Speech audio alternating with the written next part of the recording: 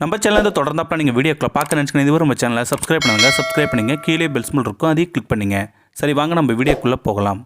வணக்கம் நண்பர்களே. காக்கா 3 வருஷமாக ஒருத்தரை மட்டும் விடாமல் பழிக்கு பழி வாங்கிக்கிட்டே இருக்குது. அது எப்படி ஒருத்தரை மட்டும் 3 வருஷமாக குறி வச்சு பழி வாங்குது? இதை உங்களால் நம்ப முடியுதா? நம்பி தான் ஆகணும். ஆமாம் ஃப்ரெண்ட்ஸ், இது ஒரு உண்மை சம்பவம் தான். ஒரு மனிதனுக்கு மனிதன் சண்டை வந்தாலே ஒரு நாள் இல்லைனா 2 நாள் இருக்கும். இதுதான் இயல்பு. அதே மிருகங்களுக்கும் பாம்புகளுக்கும் கூட இதை சொல்லலாம் இல்லையா? இதை நாம் கண்ணாலேயே பார்த்துருப்போம் இல்லைங்களா?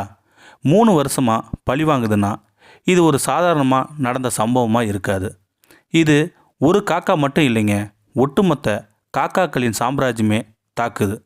எப்படி இவர் தன்னை பாதுகாத்துக்கிறாரு அப்படிங்கிற தத்துரூபமான சம்பவத்தை தான் இப்போ நம்ம பார்க்க போகிறோம். சரி, வாங்க நம்ம வீடியோக்குள்ளே போகலாம். மத்திய பிரதேச மாநிலம் சிவபுரி என்ற பகுதியை சேர்ந்தவர் தான் சிவக் கேவட். இவர் சாதாரண தினக்கூலி வேலை செய்யும் மனிதர். இவர் அன்றாட வேலைக்கு போனால்தான் வீட்டில் சாப்பாடு. அந்த நிலையில் தான் வாழ்ந்து வந்துக்கிட்டு இருக்கார். அப்படி தான் வழக்கம் போல் கூலி வேலைக்கு போக நடந்து வந்துக்கிட்டு இருந்தார். அப்போது எங்கிருந்தோ வந்த காக்கா ஒன்று தன்னோட தலையில் கொத்திட்டு போகுது. திடீர்னு அவருக்கு வலி தாங்க முடியாமல், என்னடா இது, என்றைக்கும் இல்லாமல் தலையில் காக்கா கொத்திட்டு போகுதுன்னு நினச்சாரு சிவக் கேவட். இருந்தும் அதை பொருட்படுத்தாமல் போய்கிட்டே இருந்தார். திடீர்னு மனதில் ஒருவித அச்சம் வந்தது.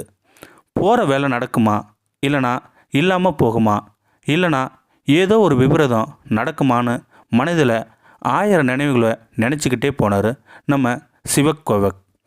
ஏனோ காக்கா தலையில் கொத்திட்டு போனால் நல்லதும் நடக்கும், இல்லைனா கெட்டது நடக்கும்னு பெரியவங்க சொல்லியிருக்காங்க அப்படின்னு மனசில் 1000 நினைவுகளை நினச்சிக்கிட்டே போனார் வேலைக்கு.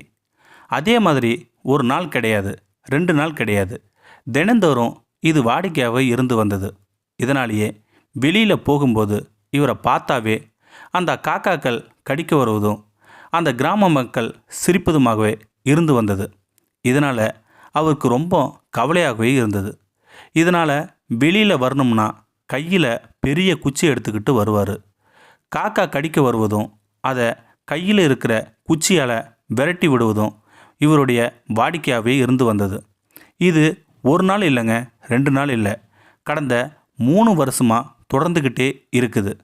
இதனால் அவருடைய தலையில், உடம்பில் காக்காக்கள் தாக்கின வடிவுகள் அதிகமாக இருக்குதுங்க.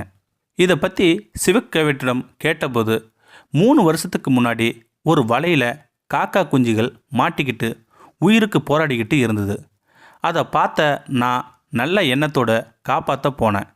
காக்கா குஞ்சுகள் வலையிலிருந்து மீட்டு கையில் எடுத்து வரும்போது அந்த காக்கா குஞ்சுகள் தன் கையிலேயே இறந்து போயிடுச்சு.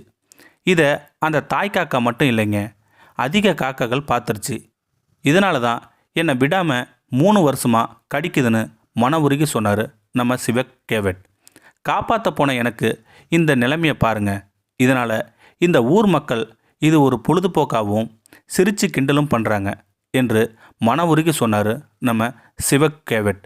இந்த வீடியோ பற்றி கருத்தை கீழே இருக்கிற கமெண்ட் செக்ஷன் சொல்லுங்கள். அப்படியே நம்மளுடைய சேனலை சப்ஸ்கிரைப் பண்ணுங்க. கீழே பெல் சிம்பல் இருக்கும், அதையும் கிளிக் பண்ணுங்கள். தேங்க்யூ ஃபார் வாட்சிங்.